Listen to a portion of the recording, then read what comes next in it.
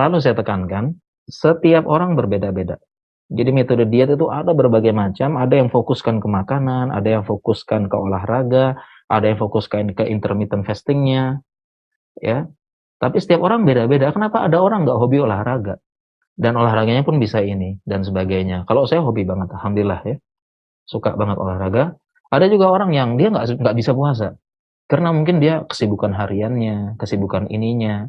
Ada orang juga yang saya nggak bisa diatur-atur makan kayak begini gitu. Jadi semuanya ada metode masing-masing dan ada penekanannya. Mungkin kalau kamu tuh cocoknya ini, kamu cocoknya ini, ya. Jadi beda-beda setiap orang. Nah, sehingga untuk metode diet ini perlu konsul ke ahlinya, konsul ke ahli gizi, ya, konsul ke coach ya, coach yang berpengalaman. Mereka punya program ya, mereka belajar dengan ilmu yang valid. Ya, bahkan kalau perlu melakukan medical check up dan laboratorium, diperiksa.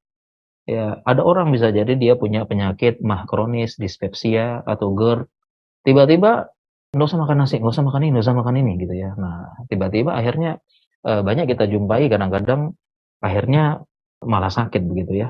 Dan ada juga periksa laboratorium. Kadang-kadang sampai tahap perlu diperiksa hormon.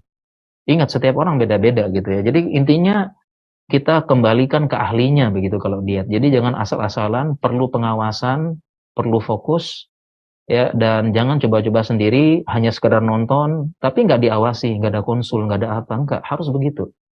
Dan ini mengingatkan saya dalam ayat Al-Qur'an, fas'alu ahla dzikri in kuntum la ta'lamun. Ya, bertanyalah kepada ahlinya apabila kalian nggak tahu ya. Dan kebanyakan seperti itu ya, orang kalau diet gitu ya, dia cuma nonton, cuma baca-baca, nyoba sendiri. Padahal di situ ada perlu konsul, ada perlu tanya, kok keadaan saya gimana? Atau sebagian orang lagi ada membaca metode diet, nonton metode diet, langsung coba. Padahal belum tentu cocok dengan dia.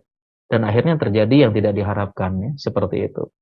Ya, jadi ini perlu ilmu, semuanya kembali kepada ilmu, ilmu dan ilmu ya.